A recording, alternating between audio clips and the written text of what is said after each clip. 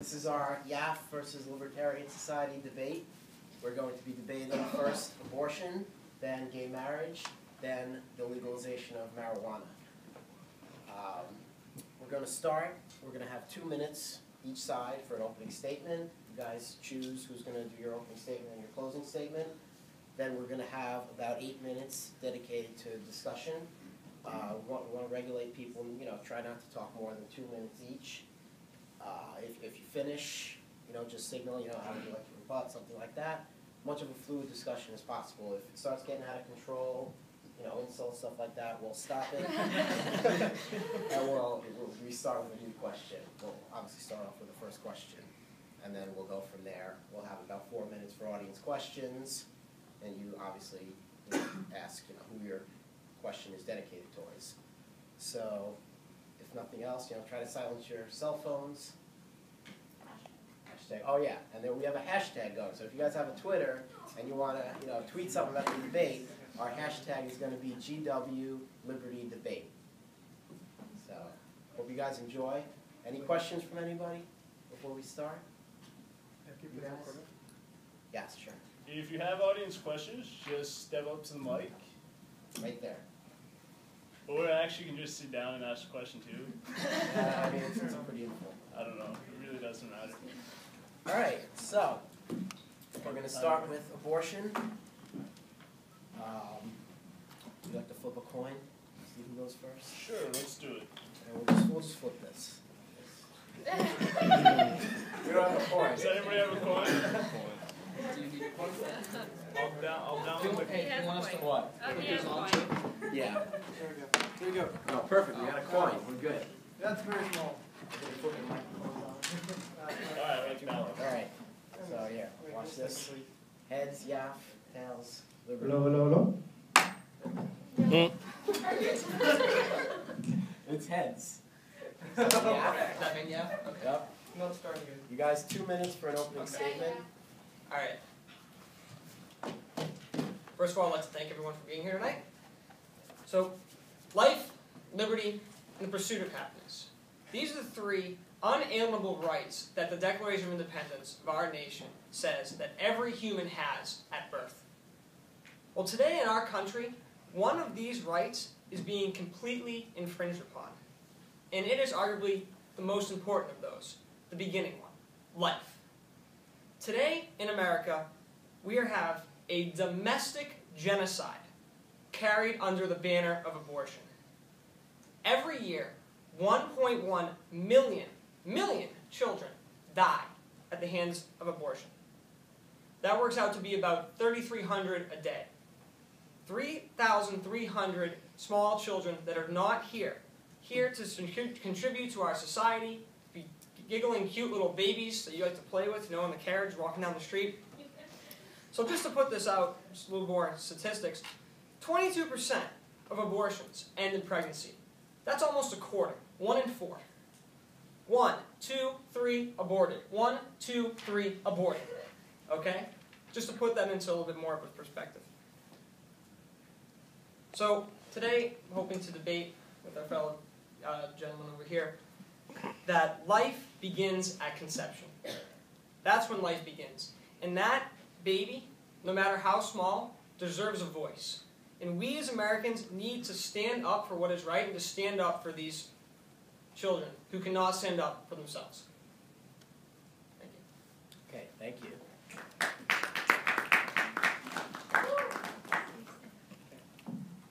Hi everyone, thank you for coming. I know you probably have better things to do than hear the debate, but we appreciate it.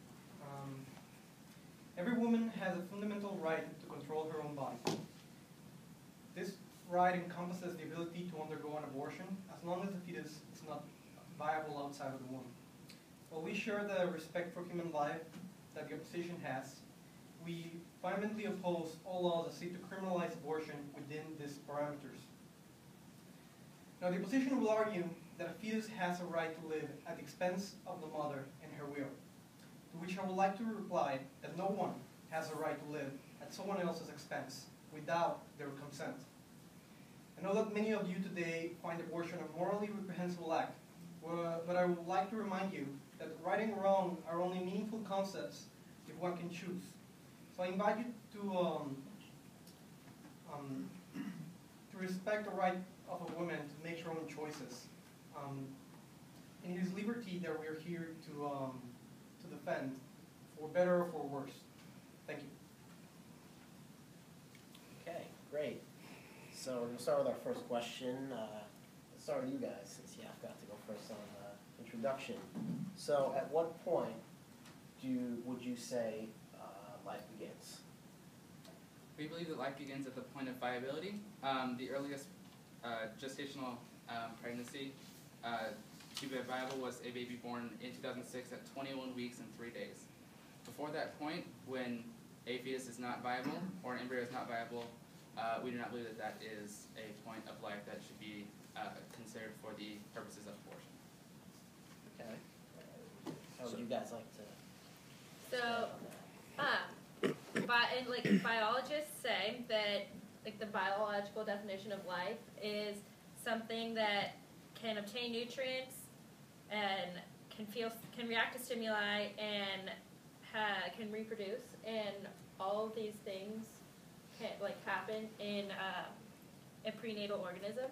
So that's why we agree or believe that life begins at conception.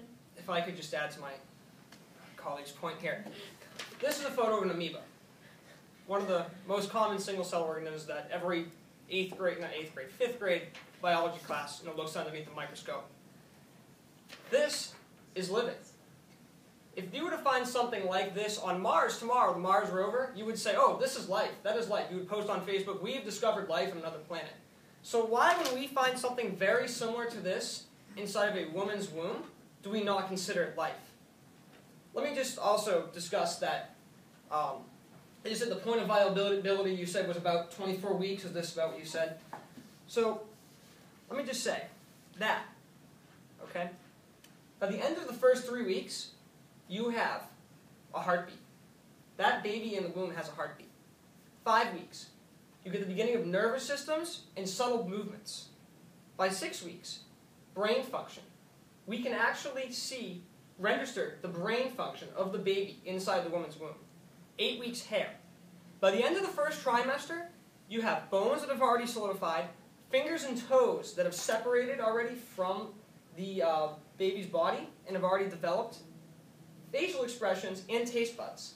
So you're telling me that it would be okay that before a certain period, even though this baby has a heartbeat, brainwave function, and can taste, that it is okay to let this baby die just because it doesn't hit a certain point where at the current medical level, the baby is not able to survive outside the woman's womb, but just with a little more time, has already grown this. Thanks. To address the first point brought up in terms of defining life, we need to differentiate between biological life and life in terms of abortion. If we're going to define biological life as anything that has the biological characteristics that you described, it's completely immoral for us to eat any food. Cows are alive, grass is alive, any sort of fruit you use is alive. I think it's completely ridiculous to use the biological definition of life in this debate in terms of abortion. In response to the viability discussion, we use the viability marker. The earliest I said is 21 days. There are 21 weeks and 3 days. So we think that along with a recent Texas statute that the line should be drawn at 20 weeks for abortion. That is for practical reasons. There needs to be a line somewhere drawn, and it cannot be drawn at conception. To draw a line at conception would make in vitro fertilization illegal, would make Plan B illegal, and doing those sort of things, restricting abortion indefinitely is very dangerous. In 1968, 5 years before Roe v. Wade, there were 500,000 illegal abortions in this country, many of them self-induced, which is very dangerous for women's health. There needs to be a focus on the preventative education instead of banning the abortion. We need to make women know that it is okay to have sex and it's okay to do that. But okay, time is up. So now we're going to proceed to concluding statements, or do you want to let them Yeah. respond? Whichever Bob is. Yes. You can respond briefly. I'd like to just answer that with, so you said just a couple years before Roe v. Wade you gave a date. So Roe v. Wade 1973, just to let you know, since 1973 in our country alone, 57 million children dead through the hands of abortionists. Okay? That is more than the populations of 210 countries in the world. And just to give you an aspect, the current population of California is about 38 million. So if you just were to, just kill everyone in California and then add, give or take another 20 million, that would be the amount of children we've lost in a little under 40 years. Okay? And this number's growing.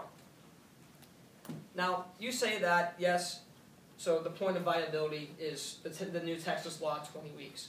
Well, I don't know, if you're going to use law, there are other laws that protect the baby within the womb. 2004, the Unborn Victims of Violence Act was an act of Congress signed by President Bush that makes there are about 60 federal crimes, mostly pertaining to if the woman is carrying a baby in her stomach, in her womb, and is murdered, it's a double homicide. There are 38 other states in our country that have the same law, where if a woman who is carrying a baby in her womb, if she is murdered, it is counted as a double homicide. So I don't see how just having a bunch of laws passed to say, oh, the baby is born at 20 weeks, when the baby is viable at this 20-week period, where everything is different. It's like saying that, oh, a baby is going to be born exactly 9 months. Babies are born well before 9 months. Babies can be born after 9 months, and they can live before 9 months. Okay, so how are you going to say you're going to kill this? You're going to end this baby's life, end this baby's potential life, his freedom. Give this baby's freedom to life, liberty, and happiness away.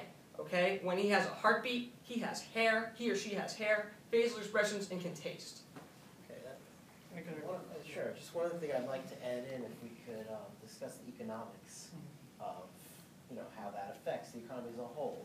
Less abortions, more abortions, specifically with, maybe teenagers that can't support, a child or circumstance like that. Sure. And if we could also focus on trying to have each debater speak for not necessarily an equal amount of time, but for a portion of the time, that'd be good too.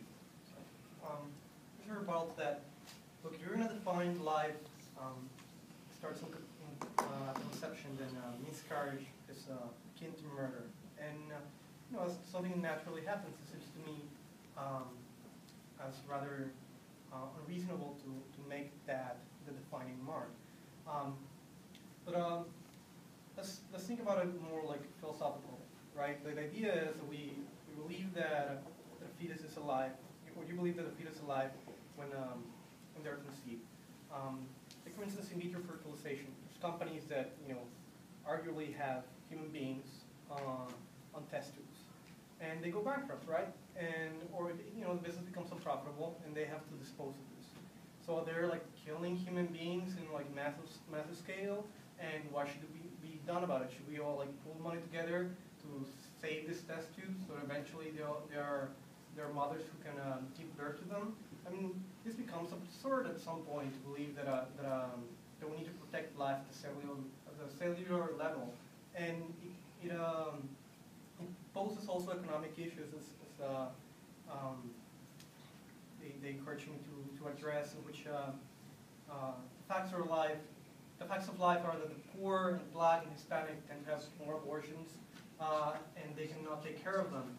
So they affect the economics, they affect community, they affect the problems in society, they just exacerbate the problems. Okay, your time. Go ahead. Yeah, if you guys now, in very short, 30 seconds, could focus on what he was talking about. Where do we draw the line? What are the exceptions? And be thinking of audience questions, because that is the next segment. So, where do we draw the line is, abortion can cause a lot of health issues for the women, more than having the child. There's heavy bleeding, infection, incomplete abortions, anesthesia, damage to the cervix, scarring in the uterine lining, and so many more. Sometimes even death can result from abortion, take Gosnell, for example. You want to talk about Gosnell? So this will also go into the economics of it. Gosnell trial last year, basically an abortionist who 24 counts of illegal abortions beyond the 24-week period in the state he was in 24 weeks. 227 misdemeanor counts of violating the 24-hour rule. 8 counts of murder. 1, the patient dying due to complications, and then 7 children born. The abortion failed, and the child was born, he left them there on the table to die. Waste away on the table, a living being died. So, am I saying that every abortionist will let a child like that die? No. On our own campus. 15 seconds? Okay. So this just goes to show that this is just not an isolated problem. Okay, this is not just an isolated problem with one person. Abortion is an industry. Abortion is an industry, and people are looking out there to make money. That is why this man will let these children die. That's why he did 227 counts of not just getting the abortion done. Abortion is an industry. Okay.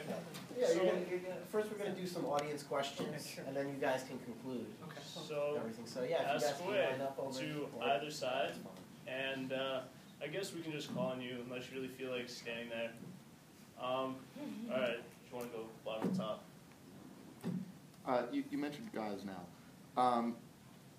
Well, from what you said, that was a crime, and I don't think that they're saying that what he did is even akin to what to compare what he did to 13-week abortions. He took babies who were born viable and then murdered them. He was convicted of murder. I don't understand what policy point you're arguing, or what you're arguing against their position. That's what I'm interested in. That's not an abortion, that's a murder. So what are you talking about would be my question. What I'm trying to say with the Gosnell case, is that this is a common occurrence. This is just the one that we know about, that got a lot of media attention, that was spread. You know, you're libertarians, you understand the media picks and chooses whatever it wants to blow up, and it does.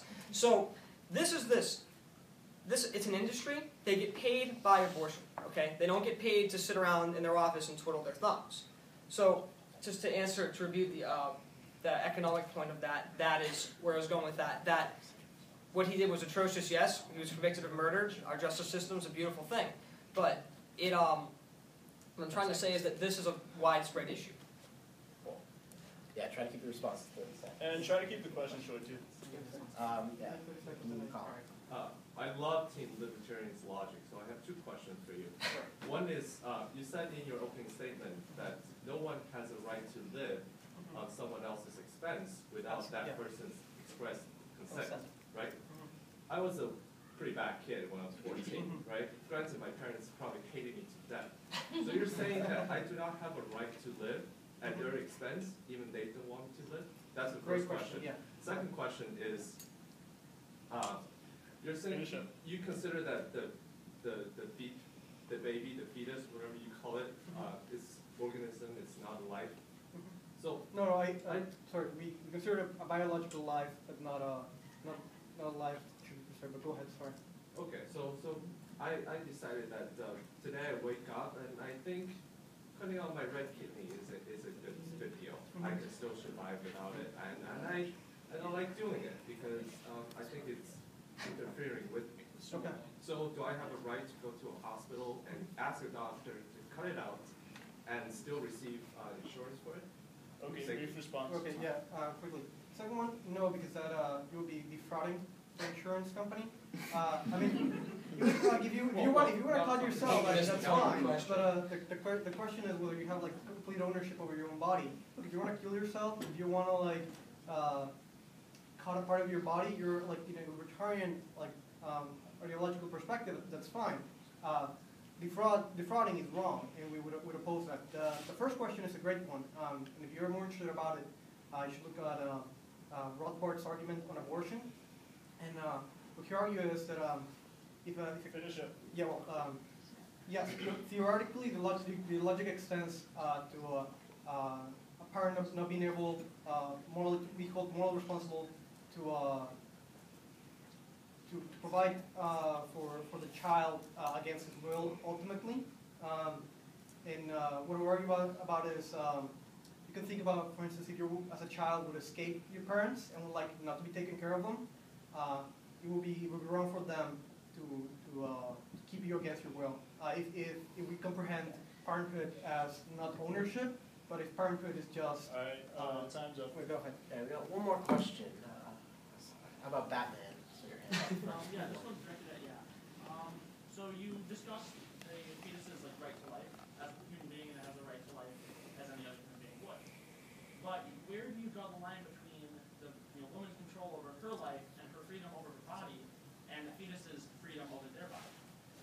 imposing one upon the other without giving the first one a say. 30 seconds. Okay, well, my debate on this is that women have the right to choose to have sex. They know going into it that there's a chance that they're going to get pregnant, and there are tons of kinds of birth control. There are condoms. You can actually take a pill, a shot. So many different ways that they can prevent it in the beginning, and the cases of rape, yes, it's horrible. I get sick thinking about it, but the baby still is still alive, and only 1% of pregnancies actually come from abortion, or not abortion, from rape. So Okay, so now we're gonna move on to gay marriage.